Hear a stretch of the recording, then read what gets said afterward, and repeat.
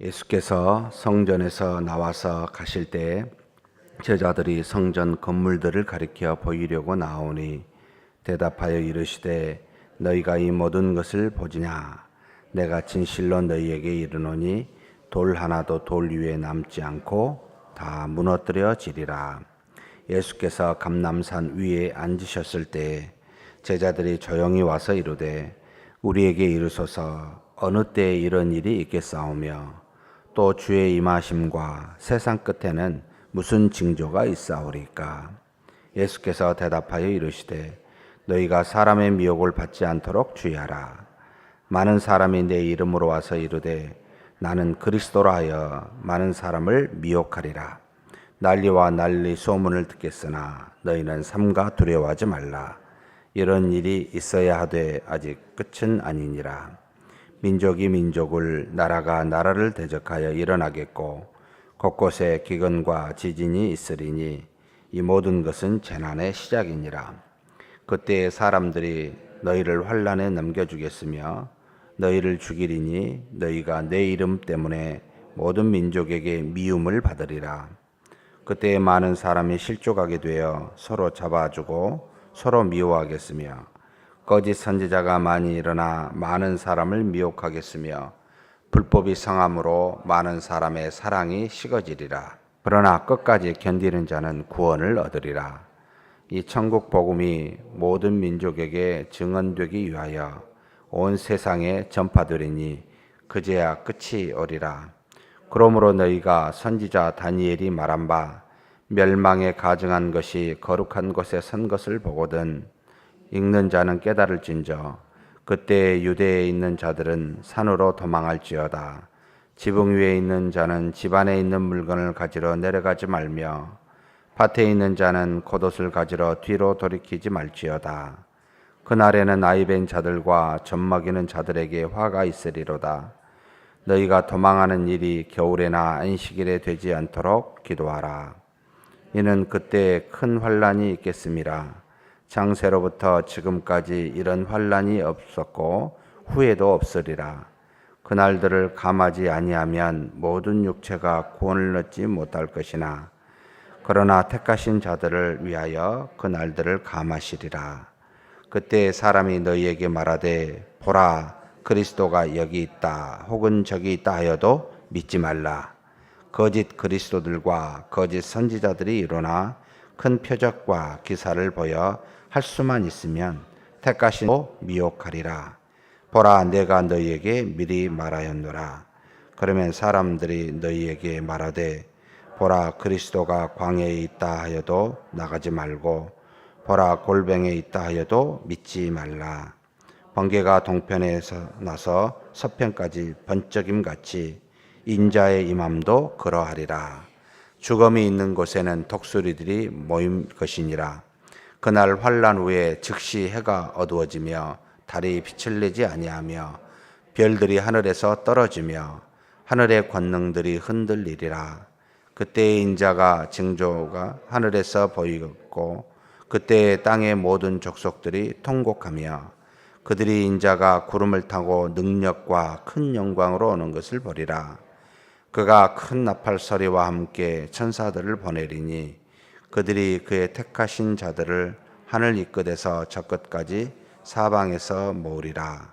무화과 나무의 비유를 배우라. 그 가지가 연하해지고 잎사귀를 내면 여름이 가까운 줄을 아나니 이와 같이 너희도 이 모든 일을 보거든 인자가 가까이 곧 문 앞에 이른 줄 알라. 내가 진실로 너희에게 말하노라. 이 세대가 지나가기 전에 이 일어나리라. 천지는 없어질지언정 내 말은 없어지지 아니하리라. 그러나 그날과 그때에는 아무도 모르나니 하늘의 천사들도 하늘도 모르고 오직 아버지만 아시느니라. 아멘.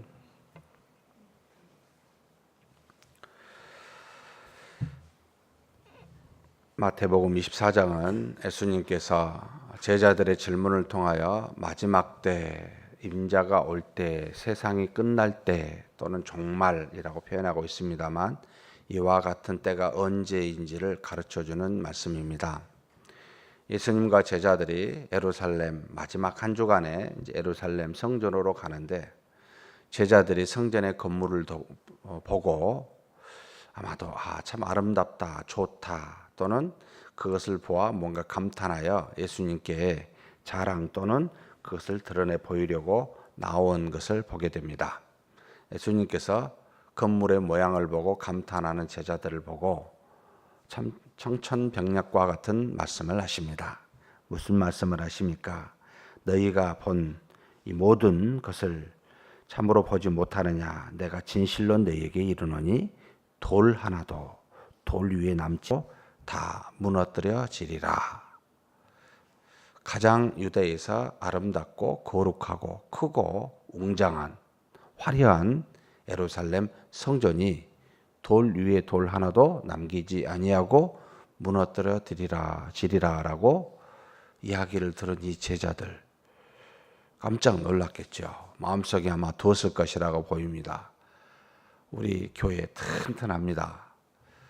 누군가 돌 위에 돌 하나도 남기지 않고 무너뜨려지리라 이야기하면 쳐다보고 돌았나 그런 생각이 들겠죠. 어떻게 그런 일이 일어날 수 있겠습니까? 그런데 예수님께서 수많은 초자연적인 기적을 베풀고 곧 귀신을 쫓아내며 병자를 고치고 심지어 죽은 자까지도 살리며 천국 복음에 대해서 증거하고 그 모든 것을 보아왔던 제자들이 같은 소리로 예수님이 했을 거라고 느껴지지 않았던 겁니다. 그래서 예수님께서 감람산에 가셨을 때 예루살렘 성에서 떠나 그 옆에 있는 1km도 되지 않는 그 옆에 산에 가셨을 때 조용히 나와 묻습니다. 마음에 있던 거죠. 이게 뭘까? 의문을 가져 와서 물어보게 됩니다. 어떻게 묻습니까? 어느 때에 이런 일이 있겠사오며 또 주의 임하심과 세상 끝에는 무슨 징조가 있사오리까? 참 여기서 저는 제자들이 감탄이 됐습니다. 저 같으면 참 농담 잘하시네요 하고 넘겨버렸을 것 같아요. 하나님의 아들 주 예수 그리스도의 말씀을 조금이라도 믿고 따라가려고 했던 사람이라면 그 말을 흘려듣지 않고 이해가 되지 않더라도 마음에 담아 그게 어떤 것인지 다시 묻게 되는데 믿지 않거나 농담으로 받아들이면 그 말씀이 그냥 사라져버립니다. 그런데 이 제자들 마음속에 이해가 되지 않잖아요. 어떻게 무너질 수 있습니까? 하나님이 계신 곳인데요. 거룩한 곳인데요. 지금까지 물론 한번 바벨론에 의해서 멸망을 당했지만 그래서 다시 516년에 세워졌지만 그래도 줄곧 500년 동안 물론 헤롯이 46년 동안 다시 세워 좀 더 화려한 성전이 되었지만 그래도 하나님이 계신 곳인데 그게 말이 됩니까? 라고 생각하여 넘겨버렸을 가능성이 저 같으면 컸었을 것 같아요. 그런데 이걸 듣고 묻습니다. 이해는 되지 않았지만 그래서 물으면 하나님께서 그에 대한 답을 주십니다. 그 이해가 되지 않는 질문 그 답을 허락해서 다시 대답하시는 게 4절부터 쭉 진행이 됩니다. 아주 자세하게. 그래서 이 질문 때문에 지금 우리가 당시의 예루살렘 성전이 AD 70년에 로마에 의해서 어떻게 멸망당한지도 알게 되고 그리고 아직도 오지 않으셨습니다만 재림과 재림 전에 일어나야 할 현상이 무엇인지를 지금 우리로 하여금 이 말씀을 보고 깨닫게 하셨습니다. 사랑하는 성도님, 하나님의 말씀이 보았는데 이해가 되지 않으면 절대 넘기지 마시고 더욱더 파십시오. 그리고 하나님께 꼬치꼬치게 물으십시오. 알 때까지 주십니다. 나만의 응답을 허락해 주십니다. 그래서 말씀을 그냥 슬슬 넘어가시고 한 단어 한 단어를 정확하게 보시면서 무슨 뜻인가라고 상고하며 보는 습관이 굉장히 중요합니다. 이 제자들처럼 뭐라고 예수님께서 제자의 의문에 답하십니까? 예수께서 대답하여 이르시되 너희가 9가지를 이야기해 줍니다. 9가지에 대해서 이 때를 이야기합니다. 첫째는 사람의 미혹을 받지 않도록 주의하라 라고 말합니다. 어떤 미혹입니까? 많은 사람이 내 이름으로 와서 나는 그리스도라 라고 말한다는 겁니다. 이단이 참 많이 등장한다는 거죠. 그리스도의 이름으로 와서 나는 그리스도다 라고 말하는 사람들이 상당히 많을 것이다. 그래서 사람을 미혹하게 될 것이다 라고 하는 게 첫 번째 징조입니다. 두 번째 징조는 난리와 난리의 소문을 듣겠다. 무슨 말이죠? 사회가 참 혼동스럽다는 거죠. 테러나 사람을 죽이는 지금 뭐 엄청 여러 가지를 듣게 되죠. 거의 매일 사람이 죽는 모습, 사고 난 모습, 소란스러운 모습을 보게 됩니다. 그런데 너희는 두려워하지 말라. 이런 일이 있어야 하되 끝은 아니니라. 두 번째 말씀하십니다. 세 번째, 민족이 민족을, 나라가 나라를 대적하여 일어나겠다. 전쟁의 소식을 듣게 될 것이다 라는 거죠. 처처에 여러 전쟁이 민족들끼리 한 나라 안에서, 참 우리나라가 그 중에 하나인지 모르겠습니다. 나라와 나라끼리 대적하게 되는 일들을 보고 그와 같은 때가 일어날 것이다. 네 번째로 곳곳에 천재지변 곧 기근과 지진이 일어날 것이다. 그런데 이 모든 것은 재난의 시작이라는 겁니다. 끝이 아니랍니다. 그러면서 다섯 번째 징조를 또 이야기하십니다. 그때 사람들이 너희를 환난에 넘겨주며 죽일 것이다. 내 이름 때문에 모든 민족에게 미움을 받게 될 것임을 말합니다. 하나님의 백성 또는 하나님의 자녀가 세상으로부터 미움을 받아 환난을, 고통을 당하고 심지어 죽임까지 당하는 일들을 보게 되고 그런 일들을 만나게 될 것이다 라고 이야기합니다. 종에 죽이는 일이 얼마나 많습니까? 또 뭐라고 이야기하고 계십니까? 많은 사람이 실족하여 서로 잡아주고 서로 미워합니다. 세상이 우리를 죽일 뿐만 아니라 세상이 아닌 교회 안에서도 서로 미워하고 잡아서 넘겨주어 죽이는 일을 한다는 겁니다. 교회 내 다툼과 분쟁과 심지어는 고소 고발과 죽이기까지 하는 일이 일어날 것이다 라고 말하고 있습니다. 또 거짓 선지자가 많이 일어나 많은 사람을 미혹하게 될 것이다. 교회 밖에는 거짓 그리스도 이단이 일어나지만 교회 안에는 잘못 가르치는 거짓 선지자들이 일어나서 많은 성도들을 미혹하게 될 것이다. 믿음을 말하지 않고 믿음에 따른 다른 잡다한 것을, 사람을, 이 땅의 것을 말하는 거짓 선지자, 에스겔서 당시에도 평안하다, 괜찮다, 곧 회복될 것이다 라고 죄에 대해서 회개하라 라고 말하지 아니하고 그저 하나님이 우리를 도우실 것이고 복을 내려주실 것만을 이야기하는 거짓 선지자가 있었듯이 마지막 때도 거짓 선지자가 있을 것이다. 듣기 좋은 소리만 하지 듣기 싫은 소리는 말하지 않는 선지자가 반드시 일어날 것이다 라고 이야기합니다. 또 무슨 이야기를 하고 계십니까? 불법이 상함으로 법에 따라 하지 않는 어긋난 하나님의 말씀이나 세상의 법과 이 모든 것을 쉽게 여겨 아주 불법으로 쉽게 행하는 이것이 상함으로 많은 사람이 사랑이 식어질 것이다. 각박한 세상이 될 것이다. 갈수록 힘든 세상이 될 것이다 라고 이야기합니다. 그러면서 끝까지 견디는 자는 구원을 얻으리라.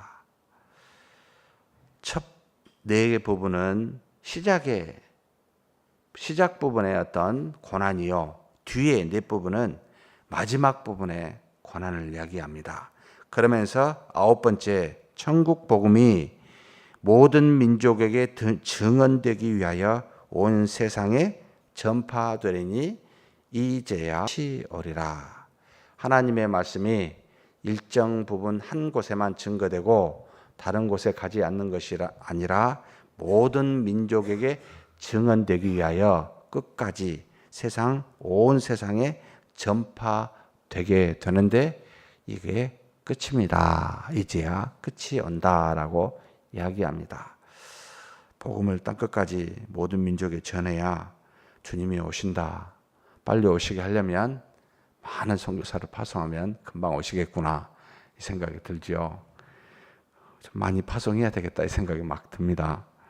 어찌됐든 이와 같이 이야기하시고 난 다음에 초점을 좀 바꿉니다. 당시 돌 위에 돌 하나도 남지 않고 무너뜨리고자 하는 예루살렘 성전 자체의 멸망을 다시 이제 이야기합니다. 처음에 9개를 이야기할 때는 세상 끝날 종말 주님이 재림하신 것에 대해서 이야기하시다가 나머지 부분에 대해서는 이제 지금 눈에 보이는 예루살렘 성이 곧 이 성전이 어떻게 멸망당할지를 이야기하고 있습니다.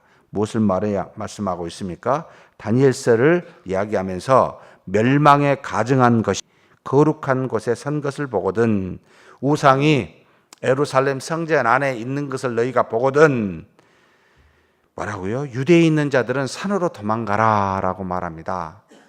그때 로마군이 티투스라는 장군을 보내서 약 80만 명의 대군이었습니다. 예루살렘이 110만 명, 120만 명 정도 살고 있어 요세푸스 기록에 의하면 나타납니다. 그것을 둘러싸게 됩니다. 예루살렘은 산 위에 있어서 천연의 요새였습니다. 바로 공략하지 않았습니다. 뺑 둘러싸서 기온샘이라고 들어갈 수 있는 히스기야 시대에 만들어 놓은 그 샘물을 차단하고 밖으로 나가는 모든 출입문을 로마군이 차단하고 그 안에서 둘러싸여 굶겨 죽이게 됩니다. 110만 명이 죽습니다. 포로로 잡아간 사람을 정확하게 9만 7천 명 남았고 약 10만 명 정도 포로가 되고 110만 명이 굶어 죽거나 스스로 싸워 화해하자 끝까지 싸우자 하면서 안에서 서로 죽이면서 110만 명이 죽습니다. 기가 막힌 일이죠. 그래서 뭐라고 이야기해요? 유대에 있는 자들은 산으로 가라는 겁니다. 들어가면 끝난다는 거죠. 12분의 11이 죽으니까요. 맞죠? 12분의 1만 살아남으니까 12명 중에 11명은 죽고 1명만 살아남게 되니 들어가면 즉시 죽으니까. 그래서 뭐라고 이야기하고 있습니까? 지병에 있는 자나 밭에 있는 자는 돌이키지 말고 도망가라는 겁니다. 그러면서 도망하는 일이 겨울이나 안식에 있지 않기를 기도해라. 겨울이면 도망가기 어렵고 안식일이면 1km 이상 가면 일이 되니까 안 갈 거고 그러다 죽는다는 거죠. 9월 8일입니다. AD 70년 9월 8일. 겨울이 아니고 안식일이 아니어서 얼마나 감사한지 몰라요. 그때 완벽하게 멸망당합니다.